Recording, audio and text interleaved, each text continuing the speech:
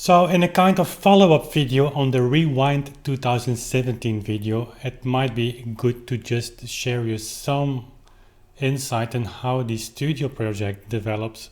You know, we've been talking on the studio recording project, for those of you new to the channel, since 2015. It has become a little bit quiet around that project.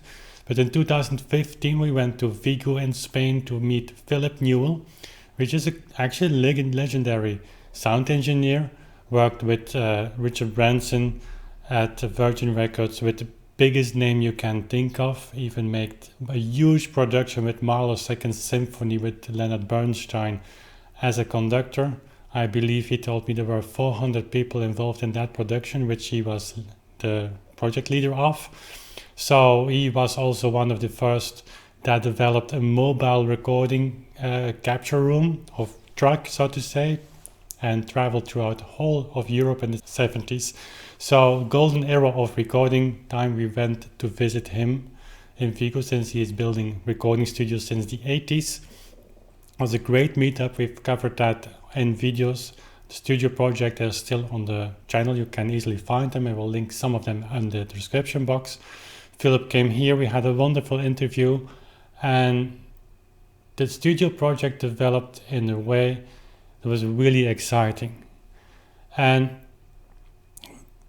the initial reason that we came up with the idea of a studio project was just a rehearsal room, since I have several instruments, a big Girard piano, which I'm standing for now, the clavichord, it's here, it's behind me. There is a pianoforte to come in 2017, and so we were thinking on fixing the roof of the barn here next door, which then eventually could be rebuilt a little bit more into a rehearsal room, and then why not a recording room?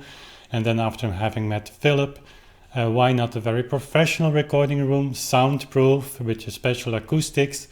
And then it developed further with a control room, and if we have all of that with our tape recorder and special equipment, so to say, why not thinking on renting that space to other musicians? So we might have needed as well a welcome room, also a place where people could stay overnight, and so on and so on. That project developed, skyrocketed, so to say.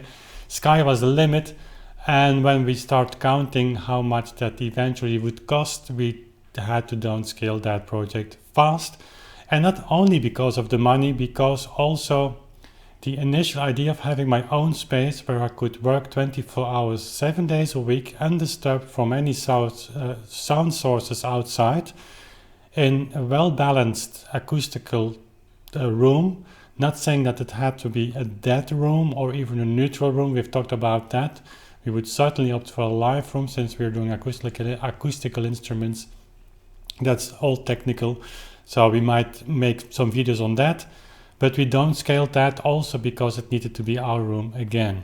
And I didn't want to become a recording engineer. I didn't want to become a guy that was renting a studio and had to make a living out of that, because it was unimaginable for us visiting some studios what you really have to master in terms of equipment and technique to know all of that and to be able to do all of that. So just downgrading that to a recording room and a control room for tape recorder and computer and simple equipment that would serve myself in the first place for the YouTube productions, for the real recordings, as I call them, on vinyl or on CD productions that we would like to do. And then eventually, you never know how it goes, meeting colleagues that were in need of a place and a space, we could think on sharing that space or renting that. So 2016 was a silent year on that, because we had to develop the plans. You will remember at the beginning we have a video on where we asked for the building approval. That has come a few months ago, and now it's time for us to decide what we're going to do. So the architect is waiting, and Philip Newell is waiting as well. We're living here in a nice house that belonged to my mother-in-law. She's 85. She still lives in actually next doors. So we were very lucky to live here. It would be impossible for us that we could buy a place like this It was a farm, there were stables that we could afford to having to buy this in its present state, but people ask me how I can afford all of that. I made it with my 2 bare hands. Actually, 10 years ago, I was very far from a musician. So I had no choice but doing the rebuilding myself with the contractor, of course, who made the roof and the walls. So my hands, you can imagine, were not in good shape to play the partita, so to say.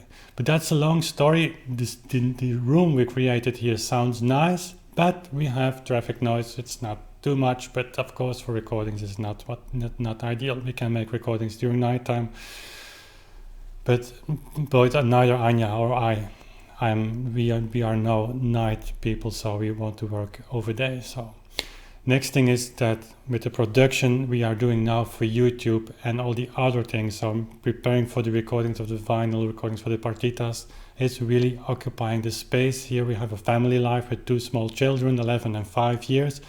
So they're great children, they're full of life, and the last thing I would like them to feel is that they should be develop a kind of introversy because their daddy is making recordings. So we adapt to their schedule, which is by times very hard, certainly with the schedule we have on YouTube and also for making the recording. So the studio, I believe there will be no escape from building that, and we probably will move forward by just in the first place build the recording hall, the recording room, so to say, which will be a live room with a lot of wood and also some stone walls that we can adapt a little bit to mute the sound, to make it a little bit less vibrant, but that we have to talk with Philip.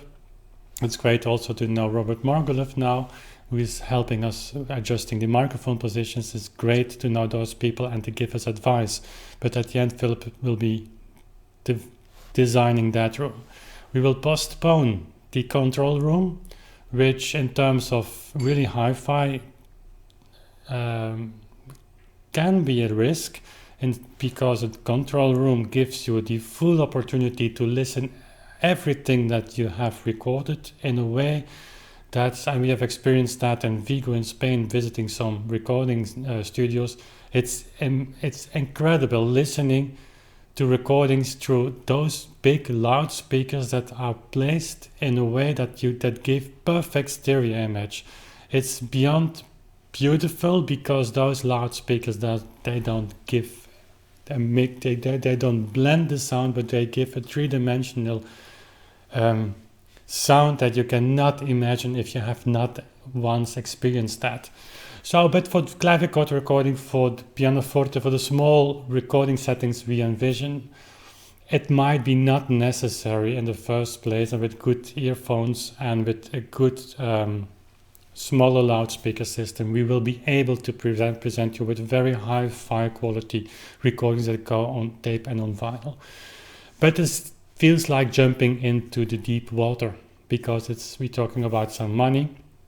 Of course, Belgium, the system is like that. You can go to the bank and you can ask for money, and they will loan you some money if they have a reasonable insight that you can pay it back over time. And we can ask to have a loan of 20 years, maybe. I don't know, I'm just talking out loud. But it's our house where we live in that, of course, will serve as a guarantee for the banks to pay all of that. And that's keeping me from just moving forward so fast. Anja would have, for a long time, she's a bookkeeper, she's a financial expert, would have, beginning of this year, pushed the forward button much faster than I would have done that. But I'm a little bit of the afraid side, so to say, with all things that goes along with money, decision-making processes. So that's a short update on the studio project. If things are going to happen, you of course will be the first to be notified on YouTube, and we will cover then the process, of course. What else would you have thought we would do of building that studio? That would be an exciting project. Again, a project that makes me a little bit afraid, but I think we must step forward executing that, and 2017 perhaps will be the year. Hope you follow that. Don't forget to subscribe to the channel and share the videos with your friends. That's the best way you can help Authentic Sound grow, and we see each other very soon again. Bye.